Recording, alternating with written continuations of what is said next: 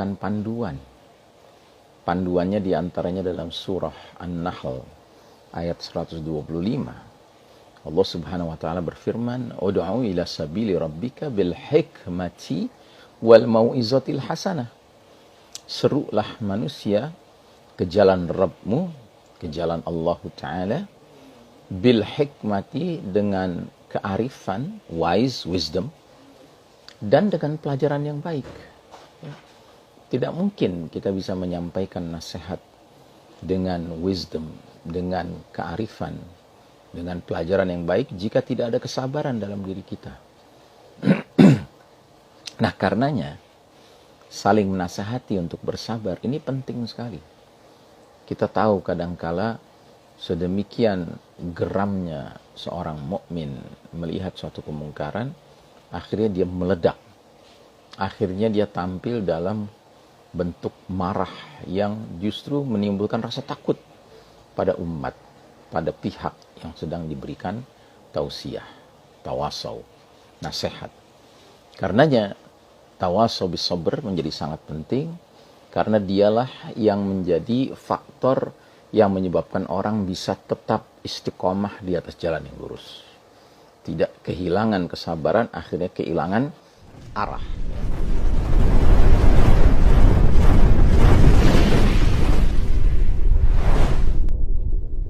Assalamualaikum warahmatullahi wabarakatuh. Alhamdulillahirabbil alamin, wassalatu wassalamu ala asyrofil anbiya'i wal mursalin sayyidina Muhammadin wa ala alihi wa ashabihi ajma'in. Faqala Allah Ta'ala fi kitabihil karim, a'udzu billahi minasyaitonir rajim. Ya ayyuhalladzina amanu taqullaha haqqa tuqatih wa la tamutunna illa wa antum muslimun. Wa qala ta'ala fi ayatin ukhra, wa idza qara'tal qur'ana ja'alna bainaka wa bainal ladzina la yu'minuna bil akhirati hijaban mastura. Amma ba'd. Jamaah rahimakumullah, alhamdulillah kita jumpa kembali hari ini, hari Senin tanggal 26 bulan Juli 2021. Kita berada di pertengahan bulan Dzulhijjah tahun 1442 Hijriah. Kaji kita kali ini masih melanjutkan tentang hal-hal yang menjadi faktor konsolidasi dalam sebuah keluarga. Waktu kita bicarakan bahwa salah satu atmosfer agar soliditas keluarga itu bisa terwujud adalah membiasakan antar anggota keluarga, suami kepada istri, istri kepada suami, anak kepada sesama anak, abang kepada adik, adik kepada abang, orang tua kepada anak, anak kepada orang tua. Hendaknya dibiasakan suasana at-tawasau bil haqqi, satu, tawasau bis sabri, dua, tawasau bil marhamah, tiga. Saling menasihati dengan kebenaran, saling menasihati dengan kesabaran, dan saling menasihati dengan kasih sayang, dengan rahmah. Nah, waktu itu sudah kita bicarakan. Dan kembali kami tekankan lagi bahwa budaya tawasau ini hendaknya menjadi budaya semua pihak. Baik pihak yang menyampaikan tausiahnya, menyampaikan nasihatnya, tegurannya, remindernya, ya, juga menjadi budaya dari yang menerima tausiah, yang menerima reminder, yang menerima nasihat. Ya. Jadi di satu sisi yang menyampaikan nasihat, reminder, tausiah, teguran, tidak boleh di dalam dirinya ada arogansi, kesombongan, merasa benar sendiri. Tapi juga sebaliknya, pada yang menerima tausiah, reminder, teguran, nasihat, hendaknya jangan baper, ya, jangan terbawa perasaan sehingga mudah tersinggung. Akhirnya proses tausiah itu tidak berjalan. Nah, sekarang kita akan lihat dari sisi mengapa ada tiga jenis tausiah. Ada tawasau bil haqqi, tawasau bis sabri, tawasau bil marhamah. Ternyata masing-masing tawasau ini mempunyai fungsinya dan sasarannya sendiri-sendiri. Tawasau bil haqq, saling menasihati dengan kebenaran, mempunyai fungsi untuk meluruskan seseorang kembali ke atas jalan yang benar setelah dia sempat menyimpang. Dia sempat khilaf, sempat alpa, sehingga dia menyimpang dari al-haq, dari yang benar. Ini fungsi dari tausiyah, tawasau bil haq, ya. Dan ini fungsi yang sangat penting. Karena tidak ada anggota keluarga melihat anggota keluarga lainnya dalam kekeliruan, lalu dia membiarkan saja. Dia tidak peduli. Itu tidak benar. Kita harus peduli. Jangan biarkan saudara kita, pasangan hidup kita, anak kita, orang tua kita, terjerembab di dalam kekeliruan, di dalam penyimpangan. Kita harus punya yang namanya ghairah, kecemburuan, melihat saudara kita, anggota keluarga kita menyimpang, lalu kita luruskan. Kita upayakan dia kembali kepada jalan yang semestinya. Karena apa? Karena kita sesama saudara yang mencintai karena Allah.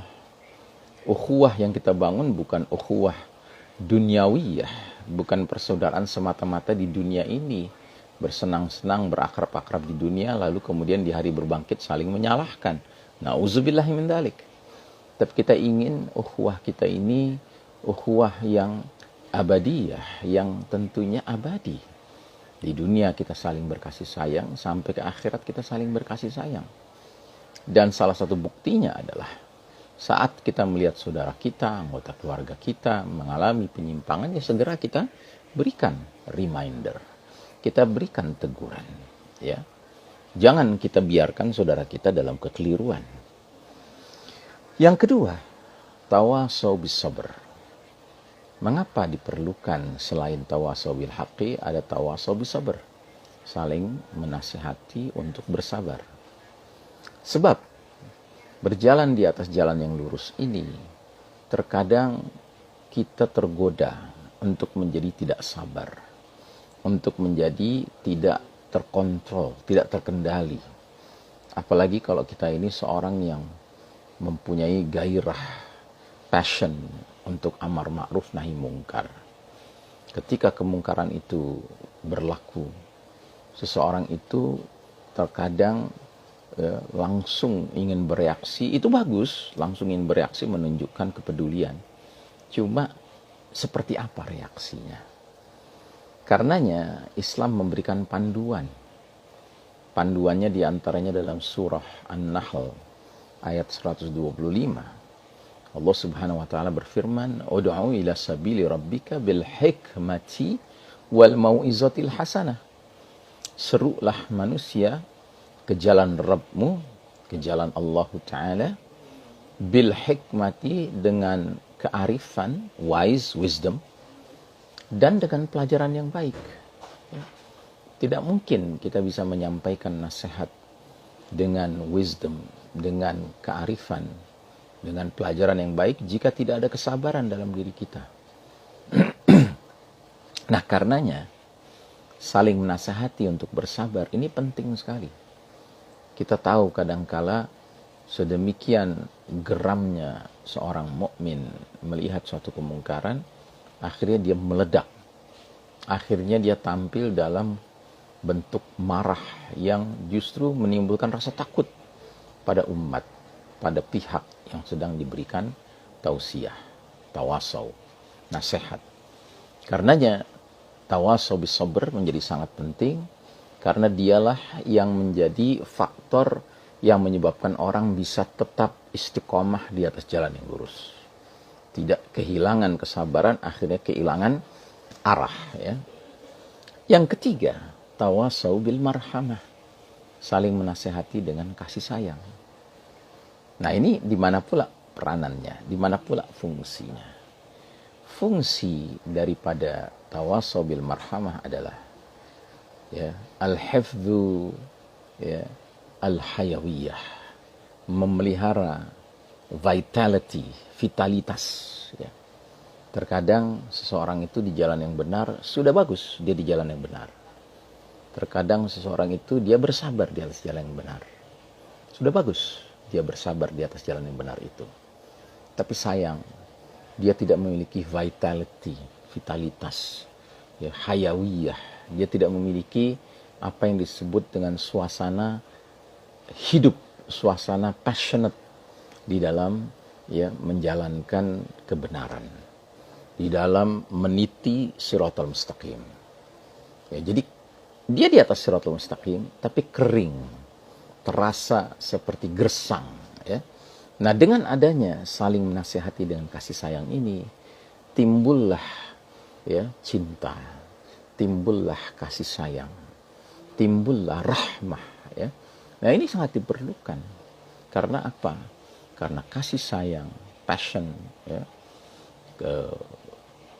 vitalitas, itu menyebabkan seseorang itu punya gairah untuk terus berada di atas jalan yang benar.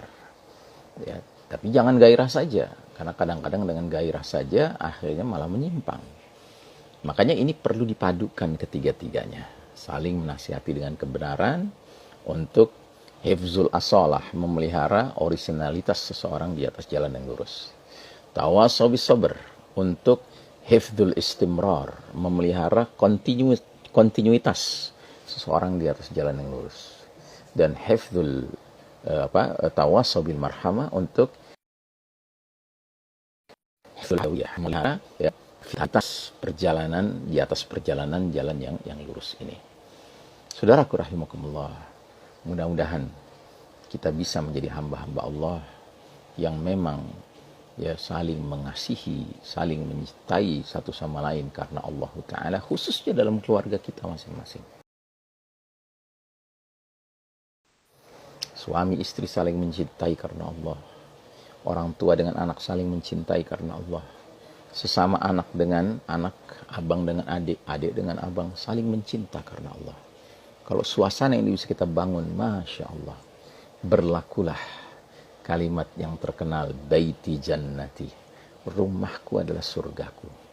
Dan disitulah rasa kerasan, rasa betah, rasa comfort, rasa kenyamanan itu muncul di dalam rumah tangga. Karena hari ini banyak sekali keluarga-keluarga tinggal seatap, tapi sekedar tinggal fisik seatap, tapi hatinya, batinnya, jiwanya tidak tinggal bersama, tidak saling mengisi satu dengan lainnya. Demikian, wassallallahu ala nabiyyina Muhammadin wa ala alihi wa sahbihi ajma'in. Wassalamualaikum warahmatullahi wabarakatuh.